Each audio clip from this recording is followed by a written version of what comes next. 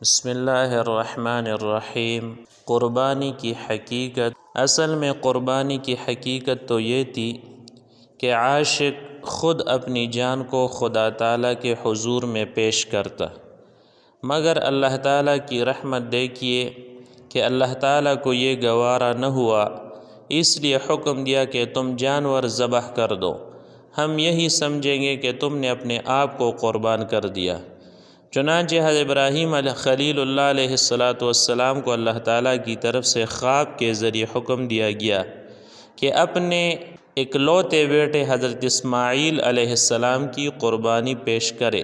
اب دیکھیے کہ حکم اول تو اولاد کے بارے میں دیا گیا، اولاد بھی کیسی فرزند اکلوتا، اور فرزند میں ناخلف نہیں بلکہ نبی معصوم ہے، ایسے بچے کی قربانی کرنا بڑا مشکل کام ہے۔ حقیقت میں انسان کو اپنی قربانی پیش کرنا اتنا مشکل نہیں، مگر اپنے ہاتھ سے اپنی اولاد کی قربانی پیش کرنا اور اپنے ہاتھ سے ذبح کرنا بڑا مشکل کام ہے۔ مگر چونکہ حکم خداوندی تھا، اس لیے آپ نے اپنے اکلوتے بیٹے حضرت اسماعیل علیہ السلام کی محبت پر حکم خداوندی کو مقدم رکھتے ہوئے فرمان الہی کے سامنے سر تسلیم خم کر دیا، اور اپنے اکلوتے بیٹے حضرت اسماعیل علیہ السلام کو مینا یعنی ذبح کرنے کی جگہ میں لے گئے اور فرمایا، بیٹا مجھے حکم خداوندی ہے کہ میں تجھے ذبح کروں۔ تو حضرت اسماعیل علیہ السلام نے فوراً یہ فرمایا، افعل ما تؤمر، یعنی جو آپ کو حکم ہوا ہے ضرور پورا کیجئے، اگر میری جان کی ضرورت ہے تو ایک جان کیا، گو اگر 1000 جانیں بھی ہو تو نثار ہے۔ چنانچہ حضرت ابراہیم خلیل اللہ علیہ السلام نے رسیوں سے پہلے ان کے ہاتھ پاؤں باندھنے پر چھری کو تیز کر دیا۔ اب بیٹا بھی خوش ہے کہ میں خدا کی راہ میں قربان ہو رہا ہوں، ادھر باپ بھی خوش ہے کہ میں اپنے ہاتھ سے بیٹے کی قربانی پیش کر رہا ہوں۔ چنانچہ حکم خداوندی کی تعمیل میں اپنے بیٹے کی گردن پر چھری چلا دی، تو اس وقت حکم الہی ہوا، قد صدقت الرؤیا انا کذالک نجزی المحسنین، بے شک آپ نے اپنے خواب کو سچا کر کے دکھایا، ہم نیکوکار لوگوں کو اسی طرح جزا دیا کرتے ہیں۔ اب ہم اس کے عوض جنت سے ایک مینڈا بیچتے ہیں اور تمہارے بیٹے کی جان کے عوض ایک دوسری جان کی قربانی مقرر کرتے ہیں۔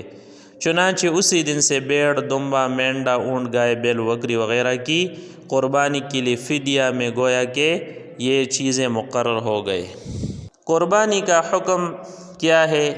تو حنفی مسلک اور جمہور اہل اسلام کے نزدیک قربانی ہر اس مسلمان مرد عورت پر فرض ہے جو مقیم ہو اور غنی یعنی مالدار ہو، یعنی نصاب کا مالک ہو، اگرچہ نصاب میں نامی نہ ہو، یعنی بڑھنے والا نصاب نہ ہو لیکن نصاب کا مالک ہو۔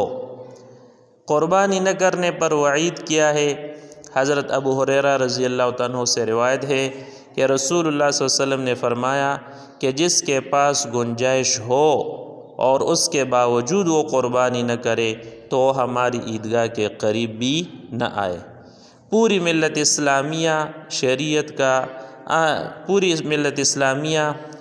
کا ایک اہم شعار اور حضرت ابراہیم علیہ السلام کی یادگار منا رہی ہے اور سنت نبی صلی اللہ علیہ وسلم کو پورا کر رہی ہے۔ انہی میں سے ایک شخص جسے خدا نے سب کچھ دیا ہو اور وہ آسانی سے اس اہم سنت میں حصہ لے سکتا ہو اور اس کے باوجود وہ بے پرواہی کر رہا ہو، تو اس کو کیا حق ہے کہ سب مسلمانوں کے ساتھ مل کر عید منائے؟ پھر سوال یہ پہ ہے کہ قربانی کس پر واجب ہے؟ تو سب سے پہلی بات یہ ہے کہ قربانی ہر مسلمان عاقل بالغ مرد عورت پر واجب ہے، کافر پر نہیں۔ مفتابی قول کے مطابق نابالغ اور پاگل پر قربانی واجب نہیں۔ دوسری بات یہ کہ مالدار یعنی صاحب نصاب پر واجب ہے، غریب پر نہیں۔ آپ صلی اللہ علیہ وسلم کا ارشاد ہے کہ وسعت یعنی مالدار ہونے کے باوجود جو قربانی نہ کرے وہ ہماری عیدگاہ میں نہ آئے۔ تیسری بات، قربانی مقیم پر واجب ہے، مسافر پر نہیں۔ حضرت علی رضی اللہ عنہ فرماتے ہیں کہ مسافر پر قربانی واجب نہیں، اسی وجہ سے حجاج کرام پر عید کی قربانی واجب نہیں، بشرط یہ کہ وہ مسافر ہوں۔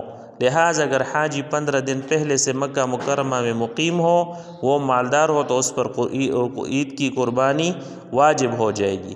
عید والی قربانی خواہ مکہ میں کرے یا اپنے وطن میں کروا دے، اور حج تمتع وغیرہ کی قربانی الگ ہوگی جس کا حرم میں ہی کرنا ضروری ہے۔ اور چوتھی بات یہ کہ قربانی واجب ہونے میں آخری وقت کا اعتبار ہے۔ مثلاً 12 ذی الحجہ کو غروب آفتاب سے پہلے اگر کوئی شخص مالدار ہو گیا، کافر مسلمان ہو گیا، مالدار مسافر مقیم ہو گیا، تو ان پر قربانی واجب ہو گئی، اور قربانی واجب ہونے میں مرد و عورت کے احکام ایک جیسے ہے۔ وما علینا الا البلاغ۔